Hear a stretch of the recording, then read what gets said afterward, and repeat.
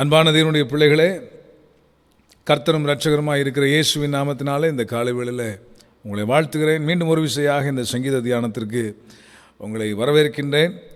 நேற்று தினத்திலே சங்கீதம் 20ஆம் சங்கீதம் ஒரு மேசியாவின் சங்கீதம் என்று சொன்னேன். அதே போல் மேசியாவை குறிக்கக்கூடிய ஒரு அற்புதமான இன்னும் ஒரு சங்கீதம் 21ஆம் சங்கீதம். இந்த சங்கீதத்தையும் ராகத்தலைவனுக்கு தாவீது தான் இதனை ஒப்படைக்கின்றார்.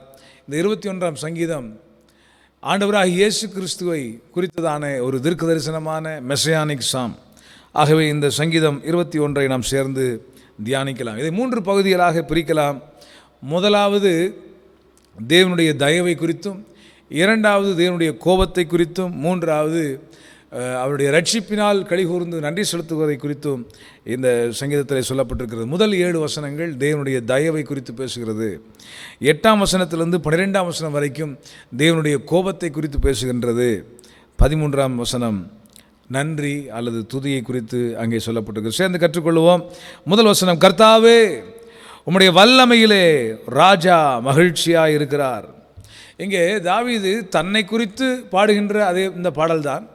ஆனால் அதே நேரத்தில் இது மேசியாவாகிய கர்த்தராகிய இயேசு கிறிஸ்துவை குறித்தும் இது சொல்லப்பட்டு இந்த இரண்டையும் சேர்த்து நாம் தியானிக்க போகிறோம். என்ன சொல்லப்பட்டிருக்கிறது? கர்த்தாவே உம்முடைய வல்லமையிலே ராஜா மகிழ்ச்சியாக இருக்கிறார், உம்முடைய ரட்சிப்பிலே எவ்வளவாய் களி கூறுகிறார்.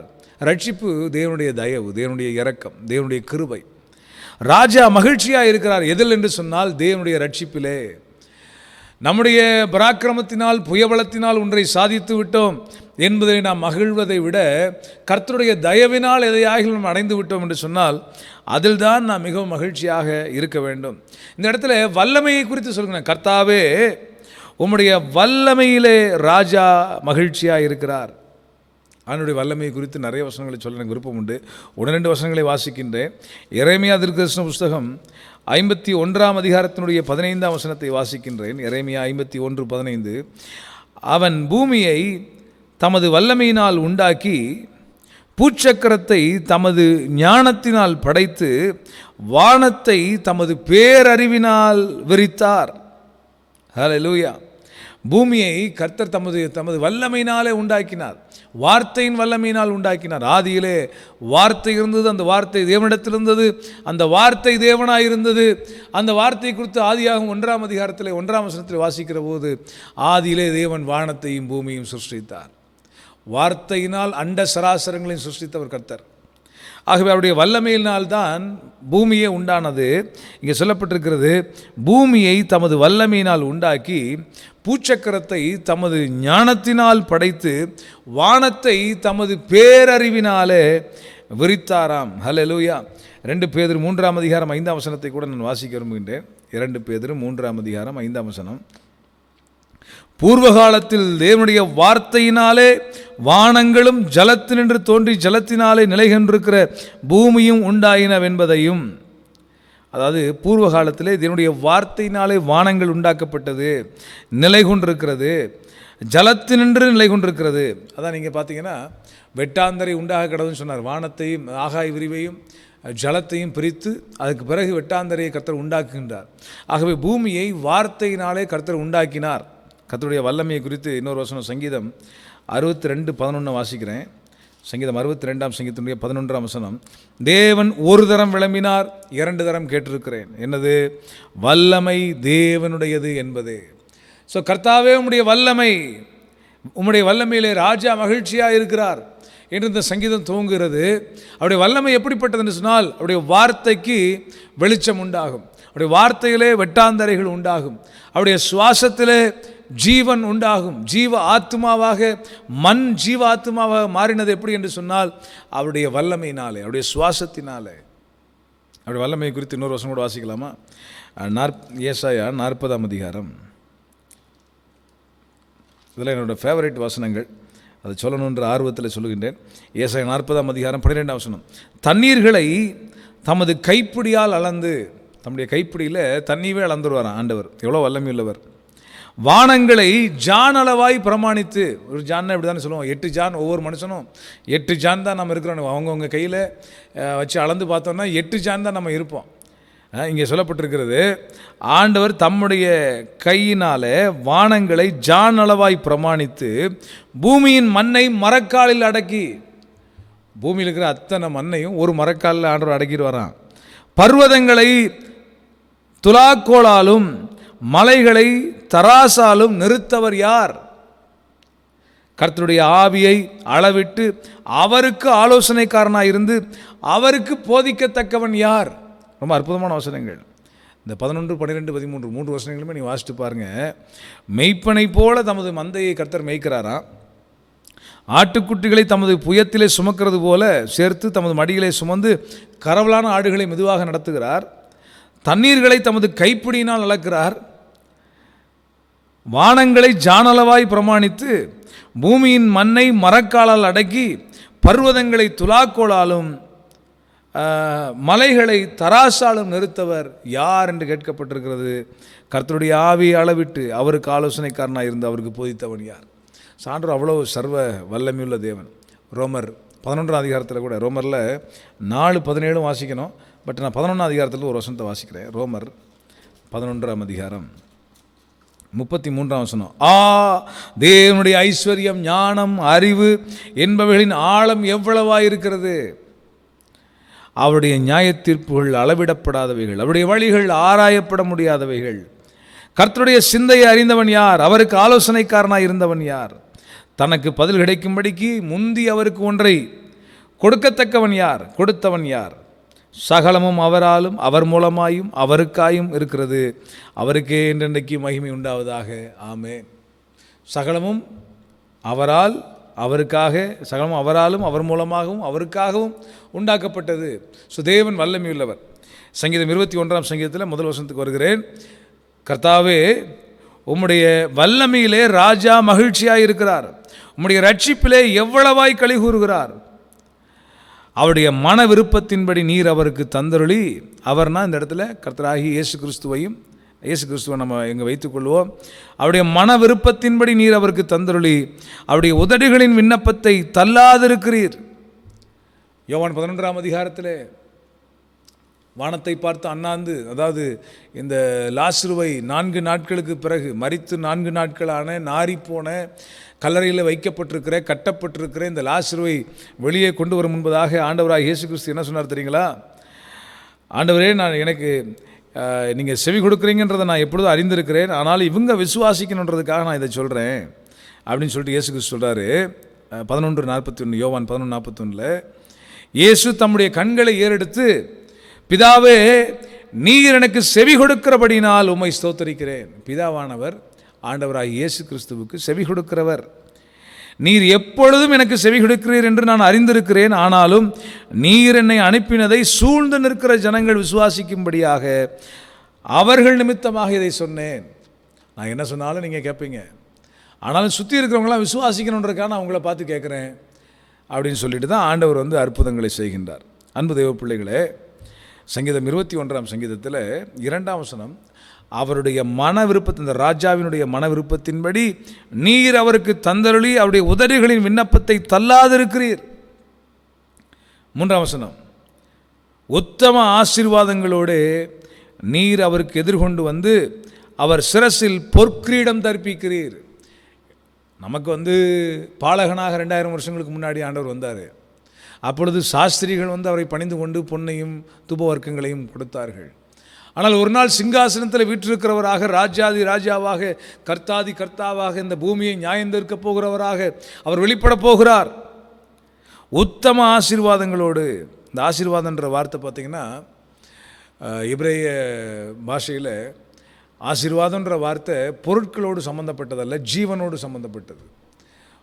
உலக வரலாற்றில் நான் அடிக்கடி சபையில் சொல்லியிருக்கிறேன், முதல் ஆசீர்வாதம் நீங்கள் பலகி பெருகி பூமியை நிரப்புங்கள். அது ஜீவனோடு சம்மந்தப்பட்டது, பொருட்களோடு சம்மந்தப்பட்டதல்ல.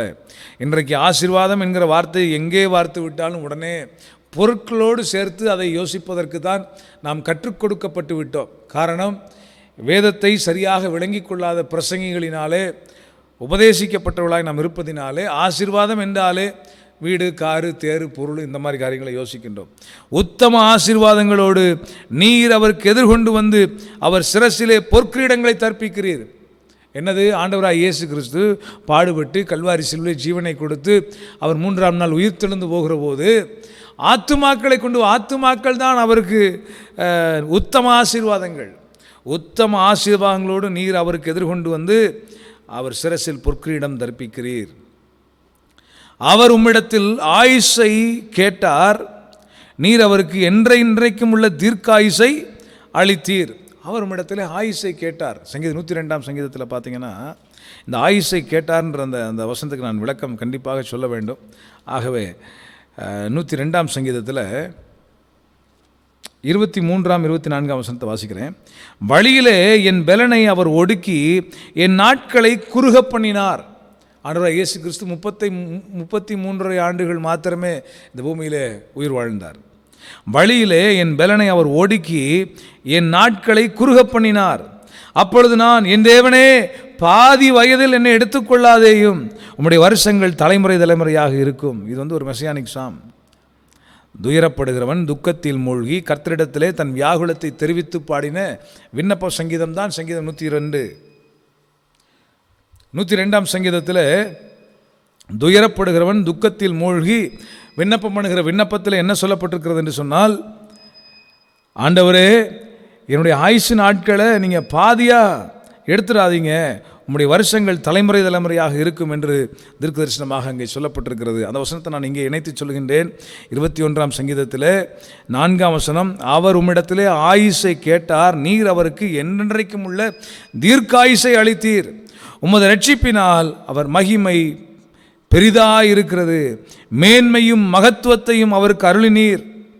அவரை நித்திய ஆசீர்வாதங்கள் உள்ளவரும் ஆக்கினீர். பாதி வயதிலே அவர் எடுத்துக்கொள்ளப்பட்டது போல காணப்பட்டாலும் தீர்க்காயுசு தலைமுறை தலைமுறையாக, 6ஆம் வசனம் சொல்கிறது, நித்திய ஆசீர்வாதங்கள் உள்ளவர் ஆக்கிறீர். அவரை உம்முடைய சமூகத்தின் மகிழ்ச்சியினால் பூரிப்பாக்குகிறீர். ராஜா கர்த்தர் மேல் நம்பிக்கையாக இருக்கிறார், உன்னதமானவருடைய தயவினால் அசைக்கப்படாதிருப்பார். அப்போ ஆண்டவராகிய இயேசு கிறிஸ்து அவர் ஆயுசை கேட்டார்னு சொல்லி எழுதப்பட்ட அந்த வசனத்துக்கு பொருள் என்னவென்றால், லூக்கா 22ஆம் அதிகாரம் 42ஆம் வசனத்தை வாசிக்கிற போது லூக்கா 22:42 என்ன சொல்லப்பட்டிருக்கிறது? ஆண்டவரே, இந்த பாத்திரம் என்னை விட்டு நீங்க கூடுமானால் நீங்கும்படி செய்யும், ஆகிலும் என்னுடைய சித்தத்தின்படி அல்ல உம்முடைய சித்தத்தின்படியே ஆக கடவுது என்று சொன்னாரே. ஸோ அவருடைய சித்தத்தின்படி ஆக கடவுது என்று அவர் ஒப்பு கொடுத்த போது மரணத்தை அவர் சந்திக்க வேண்டியதாக இருந்தாலும் 3ஆம் நாள் உயிரோடு எழுந்து இன்றைக்கும் சதா காலங்களிலும் அவர் ஜீவிக்கிறவராக இருக்கிறார். அதைத்தான் இந்த 4, 5, 6 வசனங்கள் காண்பிக்கிறது. மீன் ஒரு விசை புரிவதற்காக விளக்கமாக வாசிக்கின்றேன். அவர், அதாவது மேசியாவாகிய இயேசு கிறிஸ்து, உம்மிடத்திலே ஆயுசை கேட்டார், பாதி வயதிலே எடுத்துக்கொள்ளாதிரும், இந்த பாத்திரம் என்னை விட்டு நீங்க கூடுமானால் நீங்கும்படி செய்யும், நீர் அவருக்கு என்றென்றைக்கும் உள்ள தீர்க்காயுசை அளித்தீர். என்றென்றைக்கும் உள்ள தீர்க்காயுசுனா நித்தியம். உமது ரட்சிப்பினால் அவர் மகிமை பெரிதாக இருக்கிறது, மேன்மையும் மகத்துவத்தையும் அவருக்கு அருளினீர். அவரை நித்திய ஆசீர்வாதங்கள் உள்ளவருமாய் இருக்கிறீர். அவரை நித்திய ஆசீர்வாதங்கள் உள்ளவராக்குகிறீர். அவரை உம்முடைய சமூகத்தின் மகிழ்ச்சியினால் பூரிப்பாக்குகிறீர். ராஜா கர்த்தர் மேல் நம்பிக்கையாக இருக்கிறார், உன்னதமானவருடைய தயவினால் அசைக்கப்படாதிருப்பார். இந்த முதல் 7 வசனங்கள் தேவனுடைய தயவு ஆண்டவராகிய இயேசு கிறிஸ்துவினுடைய வாழ்க்கையில் வெளிப்பட்டதையும், தேவனுடைய தயவு தாவீதினுடைய வாழ்க்கையில் வெளிப்பட்டதையும் இங்கே எழுதப்பட்டிருக்கிறது. பின்புள்ள பகுதி 8ஆம் வசனத்திலிருந்து 12ஆம் வசனம் வரைக்கும் தேவனுடைய கோபத்தை குறித்து இங்கே எழுதப்பட்டிருக்கிறது. நான் வாசிக்கின்றேன். உமது கை உமது சத்துருக்கள் எல்லாரையும் எட்டி பிடிக்கும், உமது வலதுகரம் உம்மை பகைக்கிறவர்களை கண்டுபிடிக்கும். அவருடைய கரத்துக்கு வெளியில் ஓடிட முடியாது, அவருடைய பார்வைக்கு மறைந்து விட முடியாது. அதுதான் 8ஆம் வசனம். உமது கோபத்தின் காலத்திலே அவர்களை அக்கினி சூளையாக்கி போடுவீர். நரகத்தில் தூக்கி போட்டுருவாரு கர்த்தர் தம்முடைய கோபத்தின் காலத்தில். கர்த்தர் தமது கோபத்திலே அவர்களை அழிப்பார், அக்கினி அவர்களை பட்சிக்கும். தேவனுக்கு விரோதமாக யாரெல்லாம் இயேசுவை ஏற்றுக்கொள்ளவில்லையோ, யாரெல்லாம் அவர் மீது விசுவாசம் வைக்கவில்லையோ, யாரெல்லாம் அவருடைய சத்தியத்திற்கு செவிகொடாமற் போகிறார்களோ அவர்கள் மீது தேவனுடைய கோபம் வெளிப்படும்.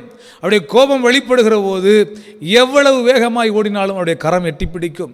எங்கே போய் பதுங்கி கொண்டாலும் அவருடைய பார்வைக்கு மறைந்து விட முடியாது. அவர் சத்துருக்களை அழித்து போடுவார். 10ஆம் வசனம். அவர்கள் கனியை பூமியில் இராதபடி நீர் அழித்து அவர்கள் சந்ததியை மனுபுத்தரில் இராதபடி ஒழிய பண்ணுவீர். அவருடைய சந்ததியை கர்த்தர் அழித்து விடுவார் என்று சொல்லப்பட்டிருக்கிறது. 11வது வசனம், அவர்கள் உமக்கு விரோதமாய் பொல்லாங்கு நினைத்தார்கள், தீவினையை எத்தனை பண்ணினார்கள், ஒன்றும் வாய்க்காமல் போயிற்று. அவர்களை இலக்காக வைத்து உம்முடைய அம்புகளை நானேற்றி அவர்கள் முகத்திற்கு நேரே விடுகிறீர். கர்த்தர் என்ன செய்கிறாரா? தேவனை பகைக்கிறவர்கள், தேவனுக்கு விரோதமாக எழும்புகிறவர்கள், தேவனுடைய பிள்ளைகளுக்கு விரோதமாக யுத்தம் பண்ணுகிறவர்கள், இவர்களுக்கு விரோதமாக கர்த்தர் தம்முடைய அம்பை, அந்த வில்லை நானேற்றி, அம்புகளை நானேற்றி அவருடைய முகத்திற்கு நேரே விடுகிறார். எப்படி கோலியாத் கல்லை சுழற்றி கவனிலே வைத்து கவனை சுழற்றி கோலியாத்தினுடைய நெற்றிப்பட்டையில் அடித்தானோ, அதே போல கர்த்தர் அம்புகளை நானேற்றி நம்முடைய சத்துருக்களுடைய முகத்திற்கு நேராக எரிகின்றார். 13ஆம் வசனம், கர்த்தாவே உம்முடைய பலத்திலே நீர் எழுந்தருளும், அப்பொழுது உம்முடைய வல்லமையை பாடி கீர்த்தனம் பண்ணுவோம். ஒவ்வொரு வெற்றியை தருகிற போதும் தாவீது கர்த்தரை பாடி கீர்த்தனம் பண்ணுவான். இன்றைக்கு அன்பு தேவ பிள்ளைகளே, சங்கீதம் 21ஆம் சங்கீதத்தில் தேவனுடைய தயவை குறித்து நாம் 7 வசனங்களை தியானித்தோமே.